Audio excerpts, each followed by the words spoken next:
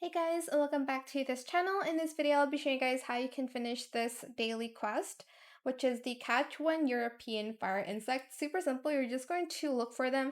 They will be on top of like ores, I guess, and they're very common. So you're just going to catch them. This is what they look like. It's basically just the red bug that you see often in this game.